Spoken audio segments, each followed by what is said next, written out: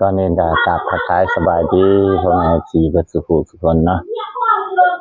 มื้อนี้ก็อยู่เฮือนเฮ็ดเวียกเจ้าของเองอีกพี่น้องว่าสิปีใหม่เส้นฝาพื้นก็เทแล้วพี่น้องเฮือนปลุกใหม่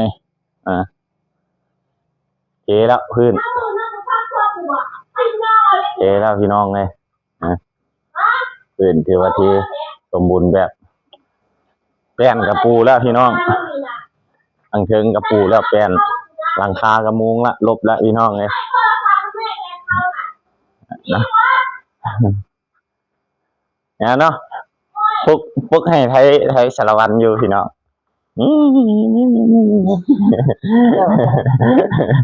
น่าใจเนาะเอาว่าดอกบัวยี่หิบลงน้องสะจักบาทนี่เอาวะแบบนี้เนาะอยู่งานเฮาบ้านเฮาเองเนาะเรียกงานต่างๆก็เฮ็ดไปเรื่อยๆพี่น้องเนี่ยเนาะแบบนี้เนาะเนี่ยตอนเช้านี่ก็แบกไม้ออกมาไว้ตีเส้นฟ้าพี่น้องเนี่ยกายไว้นี่ผ่าดึงไม้ขึ้นเนาะมื้อนี้ก็เฮ็ด2 คนเฮ็ดกับตู้พอออกไปซื้อวงกบอยู่อุดมไซพุ่นเนาะบางพรก็ขนไม้ท่าเพิ่นเนาะตอนเช้าเนี่ยเนาะพี่น้องโมงละลบละเนาะว่าแอมนี่จักสิเอาหยังเนาะเอาฝากกระแตะบ่พี่น้องหรือว่าสิเอาฝากศิลาบ่แอมคันใดก็สิเฮ็ดขึ้นนี่แหละเนาะพี่น้องเนาะเนี่ยเนาะเฮ็ดขึ้นนี่คันใดเมื่อวานนี่ก็ปลูกแป้นแล้วเนาะเมื่อวานนี่ก็พากันปลูกแป้นเบิดมือเลยพี่น้องเอ้ยได้จานเอาเข้าเจ้ามาเอาเข้าพี่น้องไปสีจมเข้าซอยกับเจ้ากันพี่น้องเลย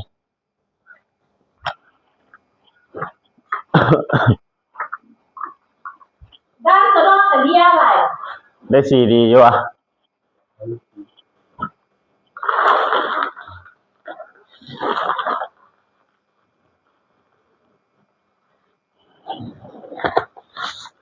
เอาลูกก่อนเอาเป่าตัวนี้ออกก่อนดึงเข้าเอาไปเลยหล่นแล้วเนาะ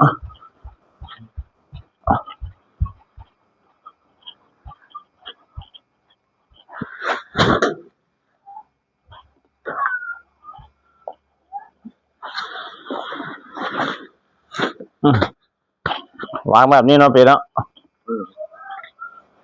เมื่อวานเหี่ยวช่วงนี้ได้ไหมไอ้พุ่นนะวานอยู่พุ่นก็บ้านไกลพุ่นก็เที่ยวนอง2 ห้องนะกูเห็นปลาบ้วนปกตินึงเลยนอง2 ห้องจักมือเดี๋ยวกูว่าที่ไปจอบเยอะเอามองกลางรัดไล่ปลาเขามาหาปลาคอกลางรัดปากเดียวแบบนี้แหละเนาะพี่น้องเนาะเฮ็ดเวียกเฮ็ดงานปะเราพรสิพาขึ้นไปเบิ่งเนาะทางเทิงพี่น้อง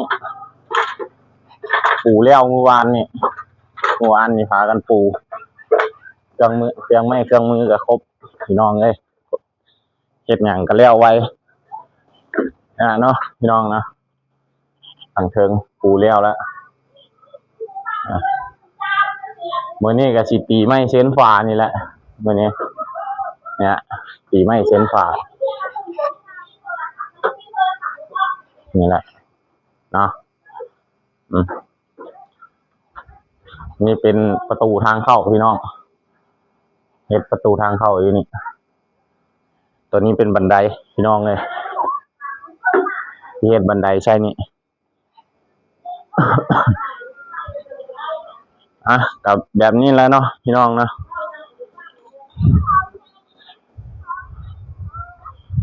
ปลุกเงินไว้พอได้อยู่ได้เซาพี่น้องเลยเฮ็ดจุดชมวิว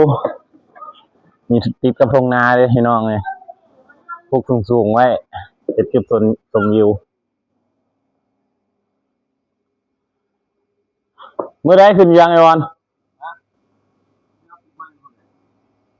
ยังโดนเติมเนาะ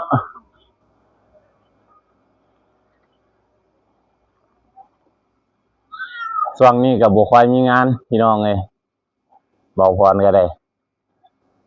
อยู่ว่างๆกับเฮ็ดเวียกเจ้าของอยู่งานนี่แหละเฮ็ดงานเจ้าของเองมุงโรซิ่งรุ่นหน้าสุดแหละตัวนี้พี่น้องเลยเอามามุงนี่กุ้มอยู่ว่าฮอด20 ปีอยู่วะแบบนี้เลยเนาะทิวทัศน์ตัวนั้นเป็นเฮือนใหญ่พี่น้องเลยเฮือนใหญ่ตัวนี้เป็นเฮือนน้อยปลูกไว้แนวนี้แหละทางเบาพรก็ดึงไม้ขึ้นท่าเนาะดึงไม้ขึ้นท่าตู้ฟอก่อนพี่น้องเลยเฮ็ดเวียกเฮ็ดงานไปสิแล้วอยู่บ้านเฮาพี่น้องเลย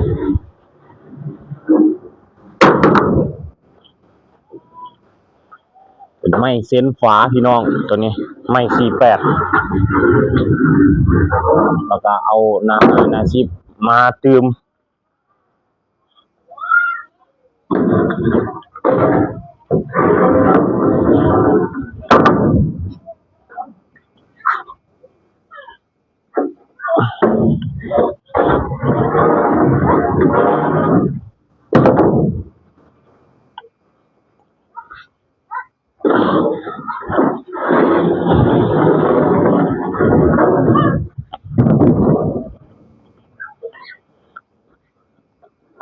ช่วงนี้กับบุคอยได้ลงคลิปเนาะพ่อแม่พี่น้องเฮิงได้ลงเท่านึงเนาะ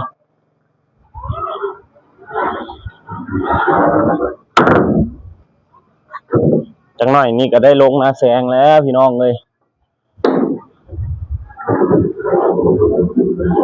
เมื่อก่อนเมื่อคืนนี่ก็ได้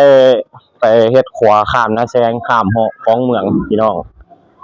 เฮ็ดใหม่มันโดกก็เลยได้เฮ็ดใหม่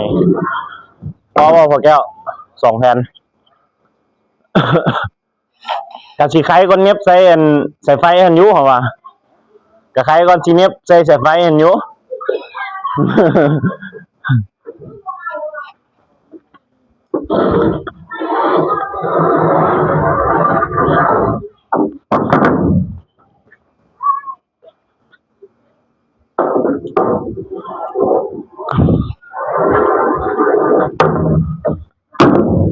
ไม่ก็เลื่อยเองพี่น้องเลยอีพอกับไอ้เคยไปเลื่อยแล้วก็เบาพรเลื่อยเด้ยังเหลือหลายเติบพี่น้องเลยไม่เลย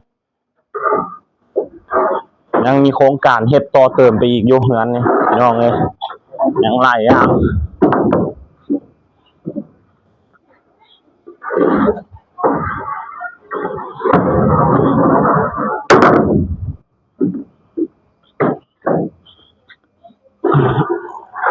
มื้อนี้เบาพรก็บ่ได้ไปเวียก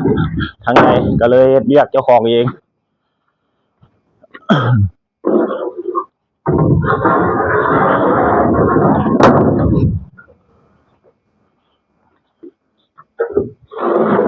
เด้อ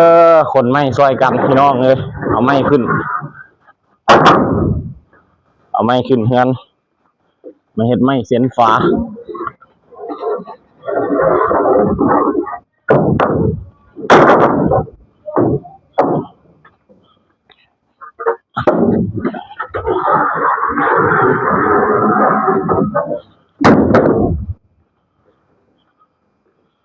แบบนี้แหละพี่น้องเฮ็ดไปเรื่อยๆ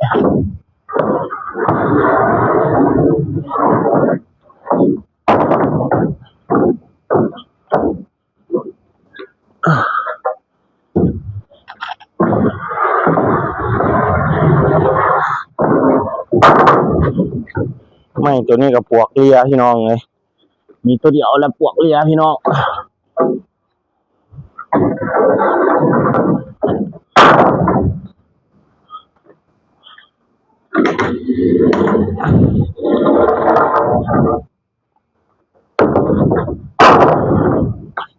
จังใดก็ติดตามกันต่อไปเนาะพี่น้องเนาะ ม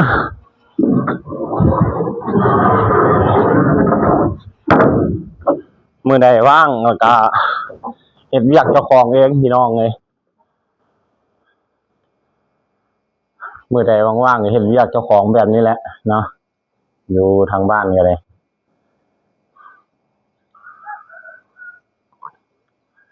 สั่นแหละเนาะก็สิได้จบคลิปลงแต่เท่านี้เนาะสบายดีพ่อแม่พี่น้องนะ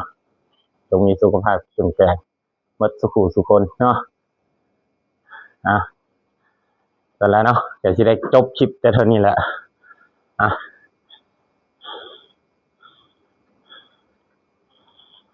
ไว้โอกาสหน้าเนาะพี่น้องเนาะติดตามกันต่อไปเนาะว่าสิเป็นจังไดคนที่ว่ายังพันติดตามก็ฝากติดตามหน่อยเด้อพ่อแม่ FC เบิดสุขุสุคนเนาะสบายดี